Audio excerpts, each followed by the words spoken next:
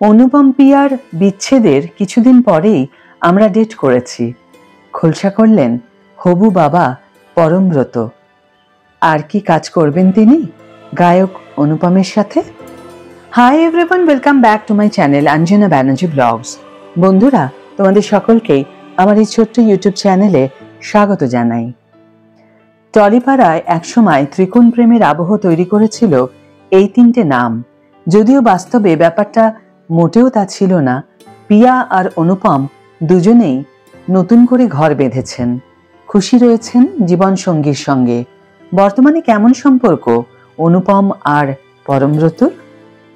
2023 সালের নভেম্বর মাসে বিয়ে করেছিলেন পরমব্রত চট্টোপাধ্যায় ও পিয়া চক্রবর্তী। একেবারে ছিমছামভাবে ঘরোয়া আয়োজনে রেজিস্ট্রি করে 4 হাত এক হয়েছিল। তবে এর আগে পিয়া বিবাহবন্ধনে ছিলেন গায়ক অনুপম রায়ের সঙ্গে, যা ভাঙে 2021-22 নাগাদ। পরম পিয়ার বিয়ের এতগুলো বছর পরেও তাঁদের নিয়ে ফিসফাস কম হয় না। একসময় ভালো বন্ধু ছিলেন পরমব্রত আর অনুপম, অনেক ঘরোয়া আড্ডায় সামিল হতেন একসঙ্গে।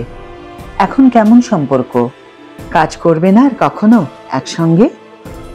সম্প্রতি স্ট্রেট আপ উইথ শ্রী পডকাস্টে এসে অনুপম রায়ের সঙ্গে বর্তমানে কেমন সম্পর্ক তা নিয়ে কথা বললেন পরমব্রত চট্টোপাধ্যায়। জানালেন, যে সময়তে অনুপম আর পিয়ার বিচ্ছেদ হয় তার কিছুদিন পরই আমি আর পিয়া ডেট করা শুরু করি। সেই সময়টায় আমার অনুপমের সঙ্গে 2-1 জায়গায় দেখা হয়েছে, কথাও হয়েছে, কিন্তু বিয়ের পরে আর আমার সঙ্গে কথা হয়নি।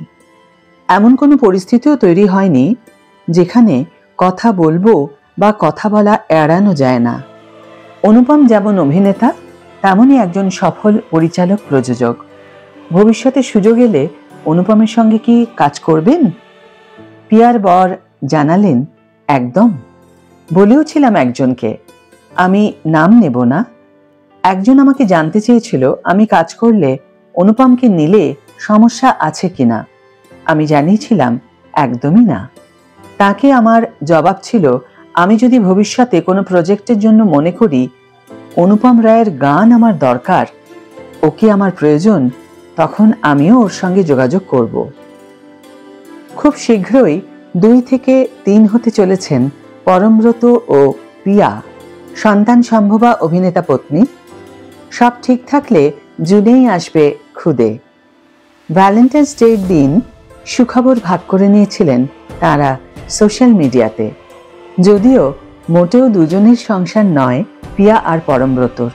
2 পোষ্য বাঘা বিড়াল আর নীনা কুকুরের নাম রয়েছে তারা পরমব্রত আর পিয়ার সাথে। যদিও শুধু পিয়া নয়, নতুন জীবন শুরু করেছেন অনুপম রায়ও। 2024 সালের মার্চে তিনি গায়িকা প্রস্মিতা পালের সঙ্গে। পরম পিয়ার বিয়ের 4 মাস পরেই 3 নম্বর বিয়ে করেন অনুপম রায়। এর আগে পিয়াও খোলাখুলি কথা বলেছিলেন অনুপমের সঙ্গে বিচ্ছেদ বা পরমব্রতের সঙ্গে বিয়ে করায় যেভাবে তাকে আক্রমণের মুখে পড়তে হয় তা নিয়ে। এটা সবাই জানে মনে মনে যে কখনো কোনো একটা কারণে সম্পর্ক ভাঙে না, বলেন পিয়া। নিজের কথায় তিনি আরও জুড়েছিলেন, জীবন কোনো পারফরমেন্স নয়, কোনো পরীক্ষা নয়, কোনো ক্রিকেট ম্যাচ নয় যে আমাকে দারুণ পারফর্ম করে দেখাতে হবে। এটা জীবন, আমি তেমনভাবেই নেব যেমনভাবে আমার কাছে আসছে। পরমব্রত জানিয়েছেন যে মে মাস থেকে পিতৃত্বকালীন ছুটিতে যাচ্ছেন তিনি। মাস 2 নতুন কোনো কাজ নেবেন না হাতে। সদ্যজাত সন্তান আর স্ত্রী পিয়ার সঙ্গে সময় কাটাবেন, তাদের যত্ন নেবেন।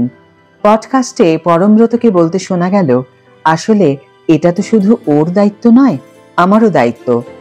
আর সেই দায়িত্বটা আমি সিংহভাগই পালন করতে পারিনি। জুনে ডেলিভারি হওয়ার কথা, মে মাস অবধি আমি কাজ করছি।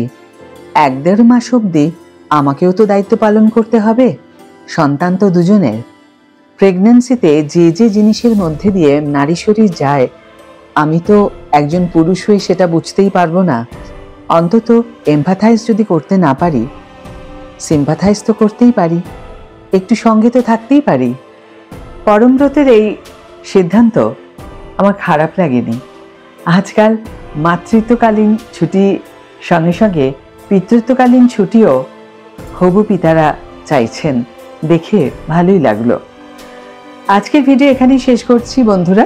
ভিডিও যদি ভালো লেগে থাকে তাহলে একটা ছোট্ট করে লাইক দিও, শেয়ার করো বন্ধুদের সাথে, কমেন্ট করে জানিও তোমাদের মতামত। যারা এখনো আমার চ্যানেলটিকে সাবস্ক্রাইব করনি তারা অবশ্যই চ্যানেলটিকে সাবস্ক্রাইব করে আমার পাশে থেকো, আর যারা অলরেডি সাবস্ক্রাইব করে দিয়েছো তাদের জন্য আমার অনেক অনেক অনেক ভালোবাসা এবং অনেক ধন্যবাদ। আজ তাহলে বিদায় বন্ধু, দেখা হবে পরের ভিডিওতে।